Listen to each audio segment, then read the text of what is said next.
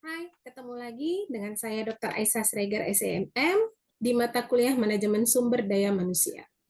Sebelum kita masuk ke topik kita hari ini tentang konsep dasar manajemen manusia, saya ingin memotivasi teman-teman semuanya. Kita mempunyai mimpi, teman-teman. Tapi kalau mimpi itu belum tercapai, jangan pernah mengubah mimpinya. Tapi yang kita ubah adalah sebuah strateginya untuk mencapai mimpi tersebut. Dengan begitu, kita tanpa kita sadari mengelola sumber daya yang ada di dalam diri kita sendiri. Baik rekan-rekan, kita masuk ke dalam konteks tentang konsep dasar manajemen sumber daya manusia. MSDM atau manajemen sumber daya manusia disebut juga pengembangan sumber daya manusia yang berfungsi untuk melaksanakan perencanaan sumber daya manusia. Artinya, kita merencanakan kapan, bagaimana, kenapa kita akan membuat sebuah pengelolaan terhadap sumber daya manusia. Lalu yang kedua, implementasi. Bagaimana kita meletakkan, ya, mengimplementasikan, melaksanakan sistem-sistem pengelolaan sumber daya yang baik dan benar. Yang selanjutnya ada perekrutan, di mana kita harus mencari, menyeleksi karyawan-karyawan yang terbaik atau sumber-sumber daya manusia yang terbaik. Untuk apa? Untuk kita latih, untuk kita kembangkan sebagai karyawan kita. Sehingga pengembangan-pengembangan yang tadi yang ada di dalam manajemen sumber daya manusia akan menggiring, akan membuat manajemen sumber daya manusia yang di dalam sebuah perusahaan akan lebih optimal. Tentunya kalau pekerjaan manajemen sumber daya manusia atau bilanglah karyawan itu optimal, otomatis produktivitas dari sebuah perusahaan akan meningkat.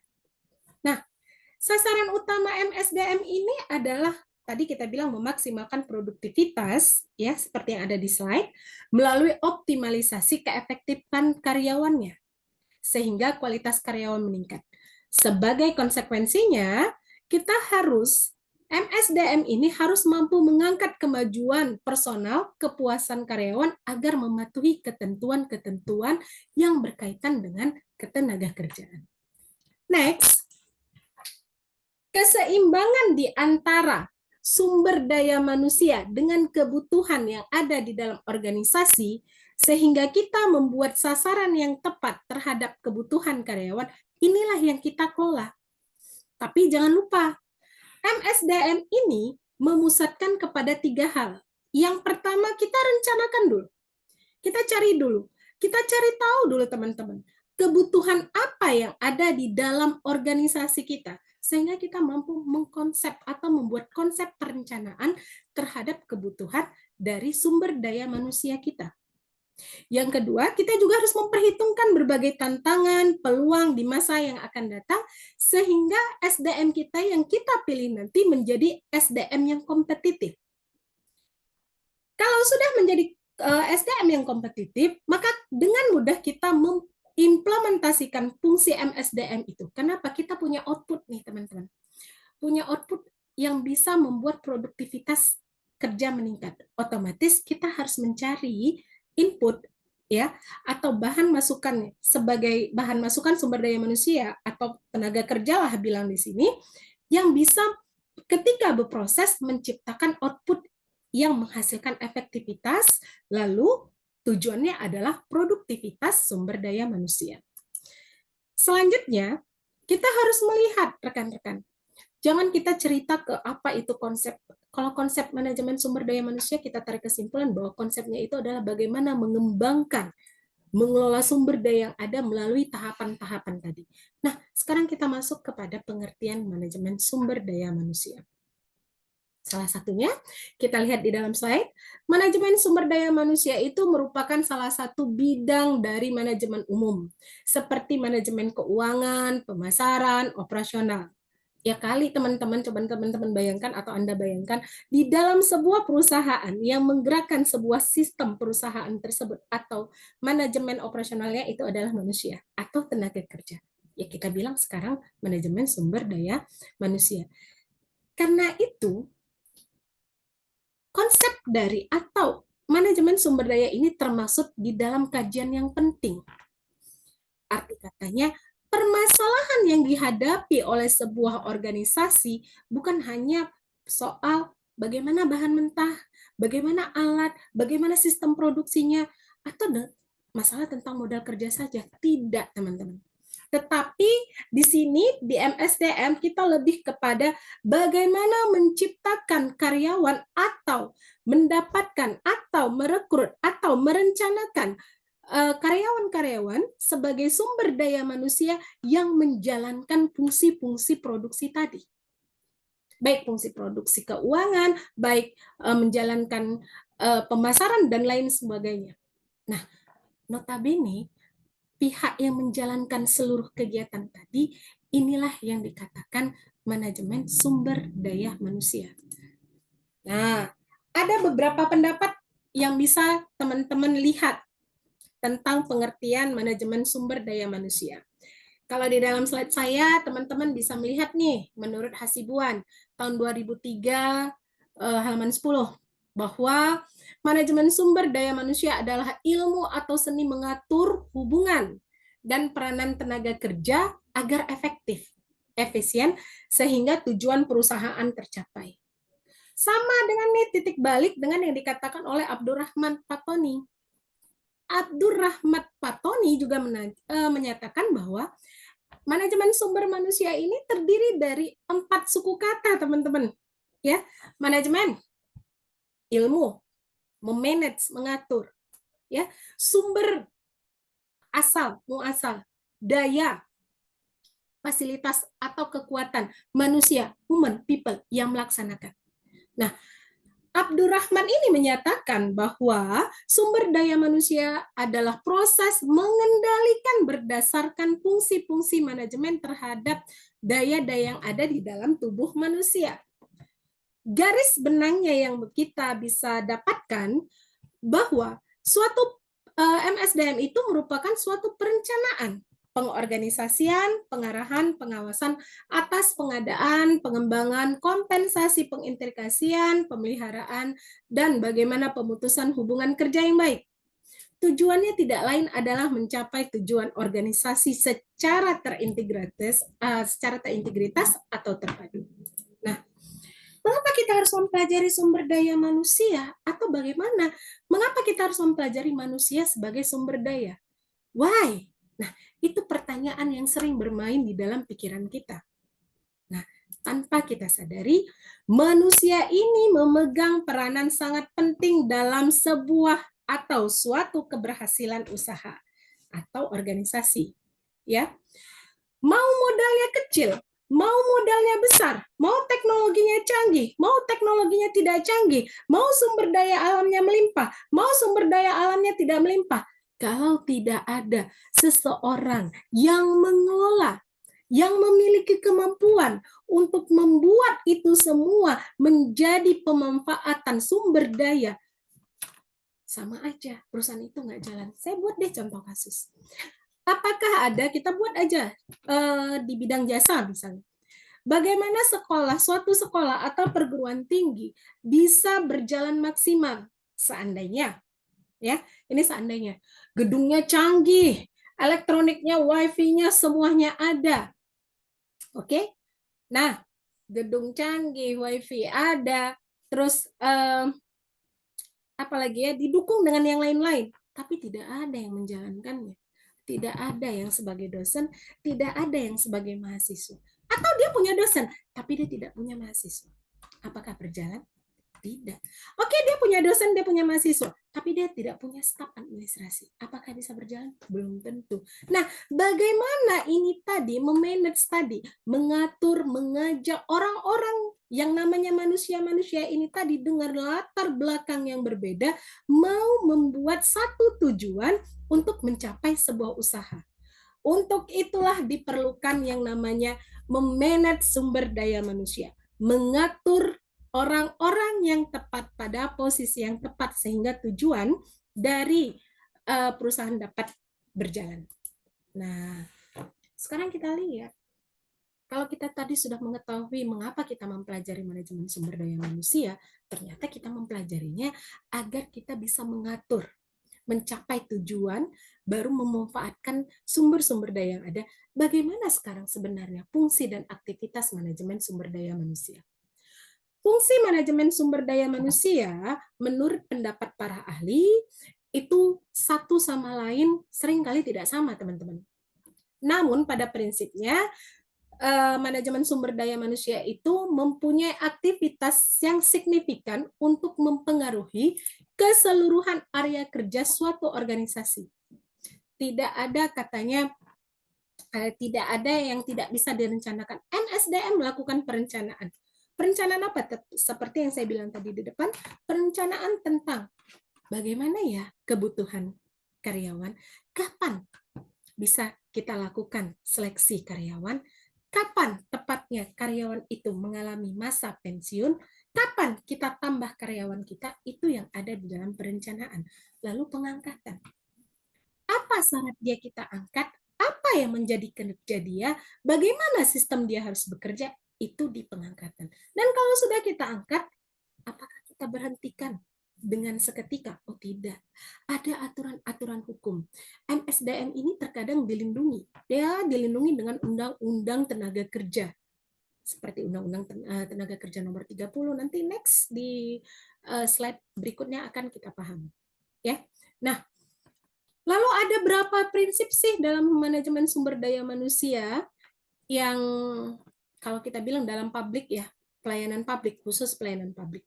Kalau prinsip manajemen sumber daya manusia dalam organisasi bisnis menurut Sucipto, ini ada 3 prinsip ya, agar bisa dapat berjalan efektif. Ya. Lalu kalau menurut si Berman, ini ada 7 prinsip yang harus disadari oleh pelayanan publik. Pelayanan publik itu siapa, Bu? Pelayanan publik itu adalah jasa-jasa ya, pelayanan yang berkaitan dengan masyarakat banyak. Pendidikan biasanya. Contoh itu tadi, perbankan. Nah, itu contoh. Nah, arti katanya di dalam pelayanan ada prinsip MSDM dalam pelayanan publik, ini adalah nilai daripada manajemen sumber daya manusia. Yang ujungnya kita kembali, bagaimana melayani dengan baik, bagaimana undang-undangnya, bagaimana kinerjanya, dan bagaimana akses-akses yang harus didapatkan di dalam manajemen publik tersebut. Next, tujuan sumber daya manusia itu cuma 3, teman-teman. Ya, memperbaiki tingkat produktivitas. Maka itu tadi, ketika kita ingin memperbaiki tingkat produktivitas, maka kita harus memikirkan perencanaan. Kita harus punya tuh namanya alur. Kapan ya dia berhenti? Kapan masa kerja produktifnya? Kapan pensiun? Lalu kapan kita masukkan orang baru? Tingkat kebutuhan kita apa? Yang sedang kita cari apa? Kita rencanakan kapan itu akan dibuat. Siapa orang yang tepat? Itu di dalam perencanaan. Lalu yang kedua, memperbaiki kualitas kerja. Seseorang, teman-teman Anda sendirilah, teman-teman, kalau berada di satu posisi yang itu saja dari tahun ke tahun, apa yang terjadi? Oh iya, baik, pintar, kejenuhan. Kalau kita sudah jenuh, terkadang kita yang muncul adalah anggap sepele, malas bekerja, lalu produktivitas menurun. Nah, makanya di dalam manajemen sumber daya manusia, kita harus melakukan yang namanya rotasi promosi ya untuk menghindari hal tersebut sehingga kualitas kehidupan kerja tadi stabil atau mengalami peningkatan. Di situ tujuan perusahaan bisa dicapai. Lalu meyakini bahwa organisasi telah memenuhi aspek-aspek legal. Aspek-aspek legal di sini adalah aspek-aspek yang sesuai dengan Undang-Undang Ketenagakerjaan, teman-teman. Nah, Anda jangan lupa cuti melahirkan, cuti halangan, bagaimana hitungan tentang kecelakaan tenaga kerja, itu semua diatur oleh undang-undang. Bagaimana apa ya teman-teman, tingkat atau usia yang dinamakan usia produktivitas, kita harus dilindungi atau kita dilindungi oleh yang namanya undang-undang. Biasanya kalau saya nggak salah itu undang-undang nomor 30. Ya, itu dia teman-teman. Jadi kalau ditanya menurut Schuller, ini tujuan utama manajemen ada berapa? Ada 3. Tapi ketiga ini tetap mengacu pada bagaimana meningkatkan produktivitas kerja. Sekali lagi, produktivitas kerja akan terjadi apabila kualitas kerja dari manajemen sumber daya manusianya bisa lebih baik lagi. Baik, next. Lalu kalau kita cerita MSDM, kita cerita komponen. Oh iya, apa saja komponen dari manajemen sumber daya manusia? Pertama, pengusaha owner yang mau menginvestasikan modalnya, ya, atau pimpinan, ya. Lalu kedua, pimpinan atau manajer. Yang ketiga adalah karyawan. Ya, perlu kita lihat teman-teman. Pengusaha ini sering menginvestasikan modalnya untuk memperoleh pendapatan. Dari besarnya pendapatan itu tergantung pada laba yang ingin dicapai perusahaan. Untuk mencapai sebuah laba atau meningkatkan sebuah laba, diperlukan kinerja yang baik. Nah, di sini tadi teman-teman balik ke belakang bahwa diperlukan yang namanya konsep manajemen sumber daya manusia. Lalu pimpinan. Pimpinan atau manajer, orang yang memimpin yang mempergunakan wewenang untuk mengarahkan orang lain sehingga dia bertanggung jawab atas pekerjaan tersebut. Nah, ketika dia bertanggung jawab terhadap pekerjaan tersebut, otomatis dapat tujuannya. Ini sama tadi teman-teman, saya balikkan lagi nih. Teman-teman tadi ingat di slide pertama ada katanya manajemen itu adalah seni yang mengatur. Ya, di sini peran seorang manajer. Bagaimana dia mengatur seluruh karyawannya atau seluruh sumber daya yang ada, sumber daya manusia tentunya yang ada untuk bisa bertanggung jawab atau melaksanakan tugasnya masing-masing. Tujuannya tetap tujuan organisasi. Nggak mudah teman-teman. Tidak mudah bagi seorang manajer ini memanage atau mengatur, mengajak, menyatukan persepsi, menyatukan tingkah laku dari pegawai-pegawai yang punya karakter yang berbeda-beda itu tidak mudah. Maka di sini diperlukan yang namanya manajer atau pimpinan. Itu salah satu komponen penting dalam MSDM. Berikut yang terakhir adalah karyawan. Karyawan di sini, ya inilah dia. Karyawan inilah yang dikatakan dengan MSDM. Apakah pimpinan itu tidak MSDM? Pimpinan itu MSDM. Nah, tapi bagaimana dia mengatur lagi bawahannya untuk mencapai sebuah tujuan perusahaan dan bertanggung jawab terhadap tugas yang diberikan kepadanya, itulah tugas dari manajemen. Kalau karyawan, kita hanya bagaimana berperan aktif dan bertanggung jawab terhadap rencana-rencana yang sudah disusun oleh pihak perusahaan. Next. Nah, teman-teman, kalau kita lihat ya, arti pentingnya mempelajari atau melihat konsep dari manajemen sumber daya manusia ini sebenarnya apa? Ingat, kalau kita bilang nih, konsep dari manajemen sumber daya manusia, yang pertama itu kita mempelajari adalah fungsi manusia itu sendiri sebagai sumber daya manusia. Maka itu kita penting mempelajari MSDM bahwa di dalam setiap diri manusia atau pekerja yang bekerja di perusahaan kita, dia mempunyai potensi.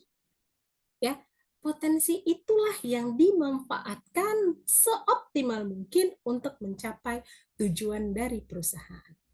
Jangan lupa, pentingnya mempelajari MSDM, bahwa MSDM itu ternyata makhluk sosial, unik. Keinginannya berbeda-beda, kebutuhannya berbeda-beda, perilakunya berbeda-beda. Dan ketika tiga hal ini dijadikan satu, maka kita harus mempelajari bagaimana memanage, mengatur agar keinginan, perilaku, kebutuhan yang diinginkan dari karyawan atau sumber daya manusia yang bekerja di tempat kita bisa kita akomodir sehingga mereka bekerja dengan senang hati, tidak merasa terintimidasi, tidak merasa sebagai keset, tapi sebagai aset, dan bertanggung jawab dengan pekerjaan kita guna mencapai tujuan perusahaan. Yang selanjutnya, manusia itu memiliki cita-cita. Nah, seseorang akan ngerasa jenuh teman-teman kalau bekerjanya di situ bertahun-tahun itu aja. Untuk itu perlu yang namanya pengembangan. Ketika mengembangkan karyawan ini tadi, kita harus melakukan berbagai pelatihan, membimbing mereka membuat motivasi dalam diri mereka tumbuh, ada, berkembang terus-menerus, sehingga cita-cita yang dicapainya bisa kita susun, ya, melalui jalur yang namanya pelatihan atau pengembangan tadi. Kalau seseorang kita buat di tingkat yang sama, yakin saya, 3 tahun, 4 tahun, 5 tahun, 10 tahun, di posisi yang sama dia akan mengalami produktivitas. Kenapa? Manusia sifatnya jenuh. Nah, untuk itu, dia ingin mempelajari hal lain, dia ingin punya cita-cita. Oke, cita-citanya ini kita dukung. Nah, cita-citanya kita dukung. Nah, arti katanya, kita membuat jalur-jalur karir yang sesuai dengan keinginan, kebutuhannya, tetapi juga dengan kompetensinya, sehingga sumber daya yang dihasilkan dapat maksimal. Yang keempat, organisasi ini merupakan kumpulan orang yang di dalamnya haruslah sesuai dengan tujuan yang dicapai. Makanya diperlukan perencanaan. Ketika kita merekrut orang atau merekrut sumber daya manusia, orang itu harus sejalan dengan visi misi yang ada di dalam sebuah organisasi. Dan yang terakhir, organisasi dibentuk bukan hanya dalam jangka pendek. Nggak ada organisasi atau usaha yang hanya berdiri atau keinginan berdirinya atau visi misinya hanya singkat. Tidak. Semua karyawan atau semua organisasi kepinginnya memiliki impian jangka panjang. Kalau impian jangka panjang diinginkan oleh sebuah perusahaan, maka sumber daya yang ada di dalamnya harus direncanakan, harus diorganisir, dan harus diimplementasikan, dikendalikan, agar semua berjalan secara efektif.